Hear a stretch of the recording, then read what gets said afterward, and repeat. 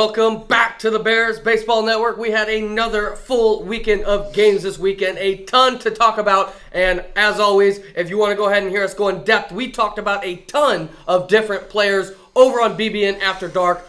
Came out on Tuesday on YouTube and Spotify, so be sure to go ahead and check that out. Talked about a lot of stuff, including our fall risers, who in the Bears OPS has risen the most from the summer to the fall. But let's go ahead and talk about this weekend. A lot of guys doing good things at the plate this weekend. You know, we're looking at some guys who have really stepped up for their teams. A lot of different people were able to kind of push their teams into championship games. And let's go ahead and start with Ben Lillard, who hit one of the most impressive home runs of the season so far. I don't know if I personally have ever seen any Bear hit a home run out of Ellisville 1, but Ben Lillard was able to do it. He was an absolute monster on the weekend. A 172 OPS plus. If you don't know how OPS plus works, basically 100 is team average. So if your team OPS was 1,000 on the weekend and your OPS was 1,000, you'd have a score of 100. Ben Lillard had a 172, which means he was 72% better than the team average in terms of OPS.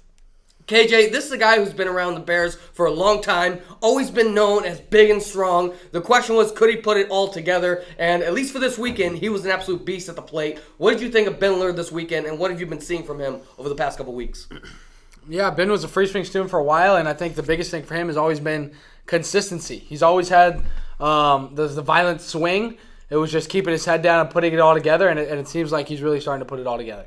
Yeah, I mean, an absolutely monster shot. Definitely put it all together for that one swing. One of the furthest balls that has been hit this season by a Bear. Very, very impressive, and helped that 6U Dalton squad get to the championship game on Sunday. Let's go ahead and talk about another player who really helped their team get all the way to the championship game in Mac Floyd, who had an absolutely monster weekend. A over 1750 OPS, a 160.6 OPS plus. He was an absolute beast. Led 18U Floyd in a lot of different offensive statistics and was an absolute beast on the defensive side as well. Bernie, Mac really took over this weekend, and it's really been all of September that Mac's been super hot. I know we kind of made a joke on BBN After Dark that August was always kind of a slow month for Mac, so maybe August getting rained out was a good thing for Mac, because he's been a beast in September. What did you think about Mac Floyd this weekend and what he's done so far this September? Yeah, obviously Mac was great this weekend. I've at least been on the train for a while at the bare minimum that Mac's our best high school player in the Bears. I think if there was ever one knock on Mac is that he didn't have the light tower type power like Brendan Nickerson would or Vince Dalton would have. But this weekend he goes out, hits 4 triples and a home run. So obviously the power is now all the way there. And yeah, Mac had a monster weekend. Yeah, he was a beast on both sides of the ball. Very, very impressive from Mac Floyd. Let's talk about a couple guys that we may have to start calling the Bash Brothers, because these two single-handedly had the 2 highest OPS pluses on the weekend, and they're from the same team, Diego Bucio and Nifrey Kabarkis. These two guys hit back-to-back in the order, or at least close in the order, all weekend long. A 187.9 OPS plus was the highest of any Bear player this weekend from Diego Bucio, and absolutely monster weekend from the plate. And then his buddy right behind him, Nifrey, hit a monster home run on Sunday. That was really a light tower power type shot from Nifrey, former Rookie of the Year, and really, really doing his thing in the month of September. KJ, between these two players, which of them was more impressive to you this weekend? And what do you think about these two guys so far? Yeah, I think, when you look at Diego, when he's going bad, it's because he's pulling his head out. But he's always got that violent swing. And then for Nifrey, it's the opposite. He always keeps his head down very well. He always makes contact, but we can't always get him to swing violently. And so both of them this weekend were just swinging violently. We've talked about Diego a lot lately. I'll talk about Nifrey. And every ball Nifrey hit this weekend was just hit so hard, just smoked. That home run he hit was just crushed off a very tough pitcher. So, they both had big weekends, and they both had big seasons. Yeah, an incredible weekend for both of them, and it seems like Diego is doing no wrong. We're going to talk about Diego a little bit later in the show as well, as we kind of talk about the September award races. But let's go ahead and talk about a couple hitting prospects who had very good weekends, starting with Nick Byrne. This guy had the number 1 OPS plus by any non-varsity player, a 177. He was a beast at the plate this weekend. KJ, I know this is a guy who has spent a couple weekends on your team. He's been in the Bears for a long time, and I feel like we've never really questioned if Nick could hit, and had a really nice weekend here. What have you been seeing from Nick Byrne over the past couple weekends, and what did you think of his stats this weekend? Oh, yeah, I was surprised. I took him with me a couple weeks ago, and I'm surprised by how good of at-bats he takes. When I coached Nick before, We never had to worry about him swinging, but he would swing at everything. He'd swing at balls over his head. He'd swing at balls in the dirt. He'd swing at breaking balls. And when I had him recently, man, I watch him, and he's taking close pitch. He's taking breaking balls. He's smashing fastballs. And he's up there swinging, and he's not just up there, making contact. The balls he's hitting are hit hard, and he's taking really good at bats. So I've been really impressed with Nick Byrne. Yeah, a great weekend from Nick. Really put it all together at the plate this weekend. Another offensive hitting prospect I wanted to talk about was Nolan Chilton, who had a very nice weekend for 15U Driscoll. This guy, big and strong. Really, I feel like this was the first weekend he's kind of put it all together at the plate. A 129 OPS plus on the weekend. Bernie, I know this is a guy that you've started to like over the past couple weeks, especially seeing him in practice. What do you think about Nolan Chilton this weekend, and what do you think his ceiling is moving forward?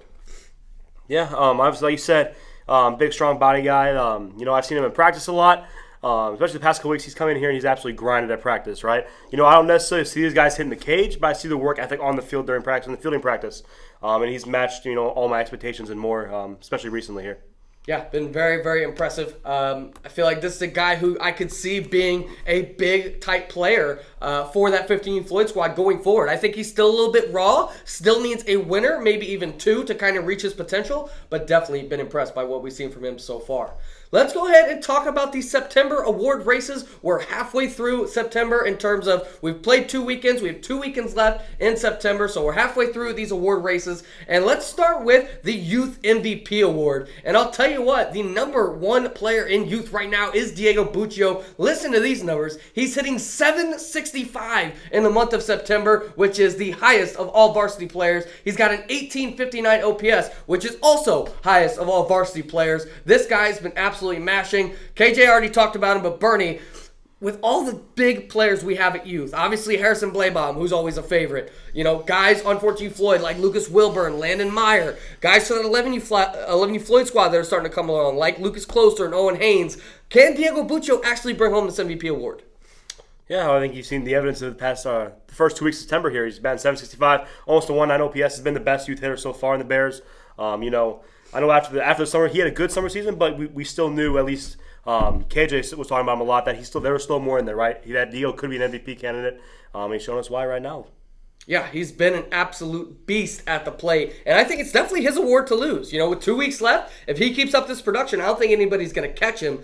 One player who I think is definitely the favorite to win the Rookie of the Year is Jack Kester. Do you think, KJ, Jack Kester's got very good numbers. He's got the number 1 OPS on 14U Floyd, which has been the best youth team so far this month. And because the MVP award sometimes goes to the best team, the best player on the best team, we've never seen, since BBN came back, a guy win the Rookie of the Year or Rookie of the Month and MVP in the same month. KJ, do you think Jack Kester can maybe do that? Yeah, I do think there's some guys ahead of him right now, but you never know. I mean, Jack had a couple big weeks. I know he had that one weekend. He had multiple home runs in a weekend. If he has some more of those, man, I mean, who's to say he can't jump up this list?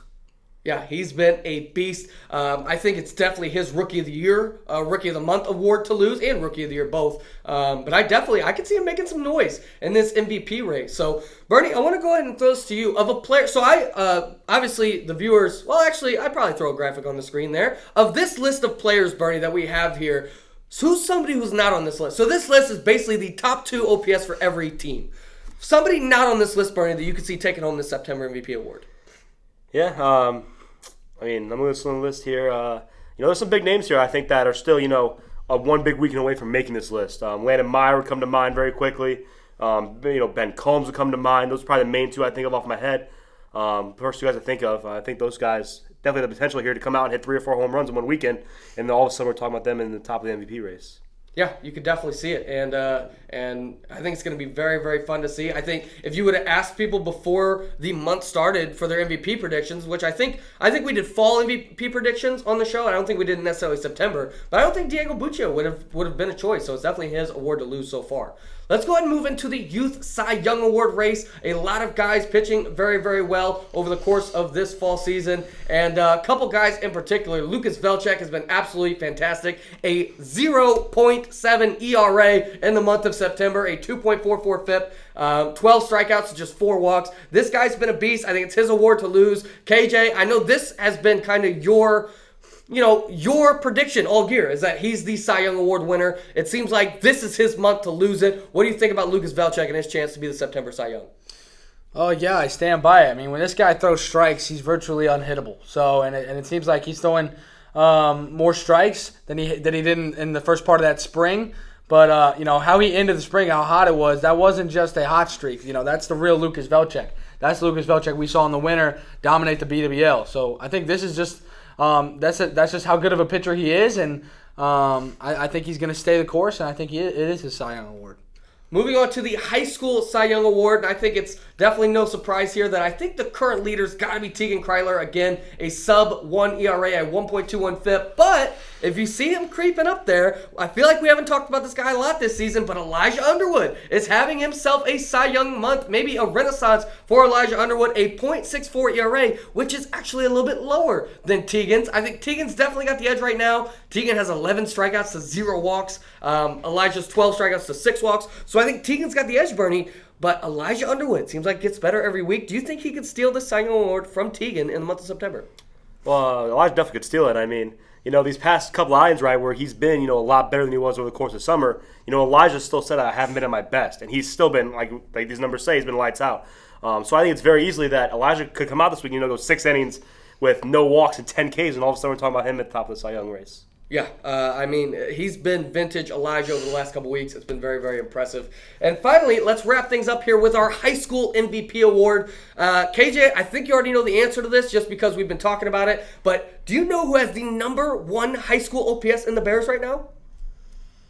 I'm going to have to go with Mac Floyd. It's Wes Braddy, who has the number 1 high school OPS on in the month of September. He's been an absolute beast. KJ, with all these names, Landon Nickerson, Brennan Nickerson, Mac Floyd, Ty Zazueta, Jackson Dormeyer, Tegan Kryler, could Wes Braddy actually be the MVP of September, or is he going to get caught by some of these other veterans? Listen, I'm the biggest Wes Braddy fan in the world, and I do think he's turned around his career hitting-wise, but I do think it's kind of inevitable that one of these guys really gets going. Landon Nickerson. I saw Brennan hit a ball out of Ellisville 1 this weekend that was absolutely crushed. Mac Floyd had a couple triples. So it's going to be tough. I think if Wes stays like this, he definitely wins it.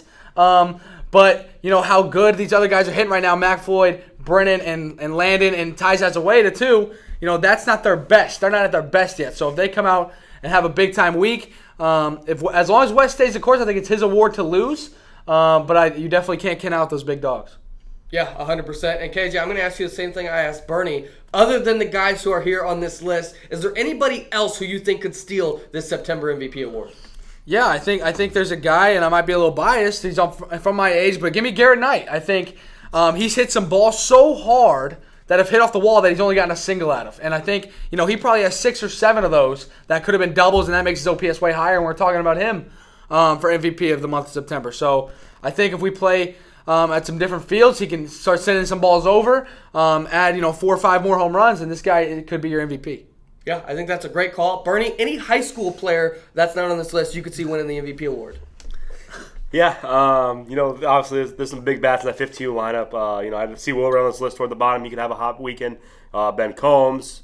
Looking at 18, I know Elliot Myers had a massive weekend at the plate. Rose Selby's been good all month for him. So definitely a couple guys here that could sneak up here. A ton of different things to watch over the rest of September, chasing these awards for the rest of September, and a lot of baseball still to be played before the 2023 season is over. That's going to do it for this episode of the Bears Baseball Network, but don't go away because right now we've got doubles, we've got triples, we've got homers. It's Hackin Time.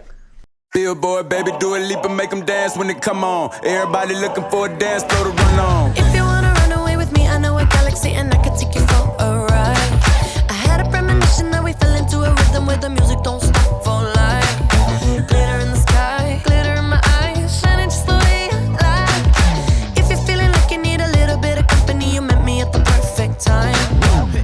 You want me, I want you, baby. My sugar boo, I'm levitating. The Milky Way, we're renegading. Yeah, yeah, yeah, yeah, yeah. I got you, moonlight,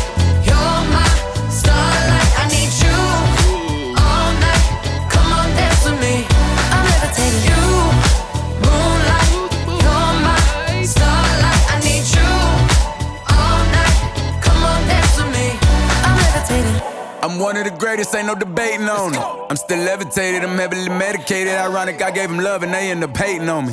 She told me she loved me and she been waiting. Been fighting hard for your love and I'm running thin on my patience. Needing someone to hug, even took it back to the basics. You see what you got me out here doing? Might have threw me off, but can't nobody stop the movement.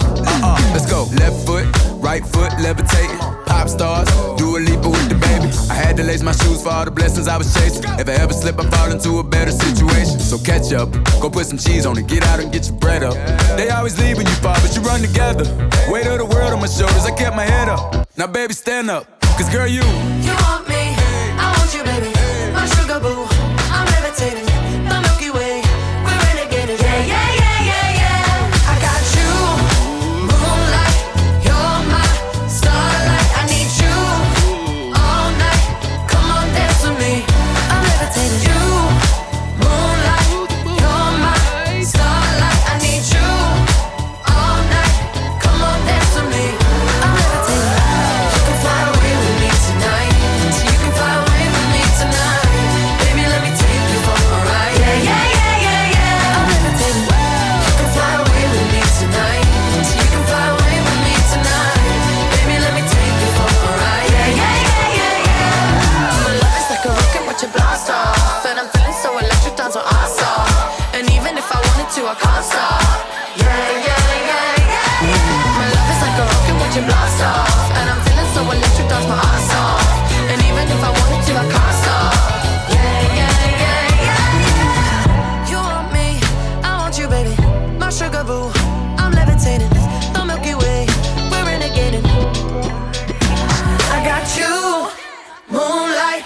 You're my starlight. I need you all night. Come on, dance with me. I'm levitating. You can fly away with me tonight. You can fly away with me tonight. Baby, let me take you for a ride. Yeah, yeah, yeah, yeah, yeah. I'm levitating. You can fly away with me tonight. You can fly away with me tonight. Baby, let me take you for a ride. Yeah, yeah, yeah, yeah, yeah. I got you, moonlight. You're my starlight. I need you all night. Come on, dance with me. I'm levitating.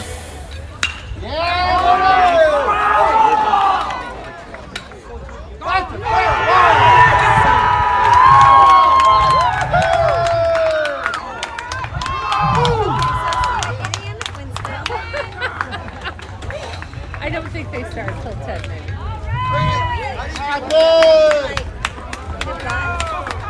To take the boys.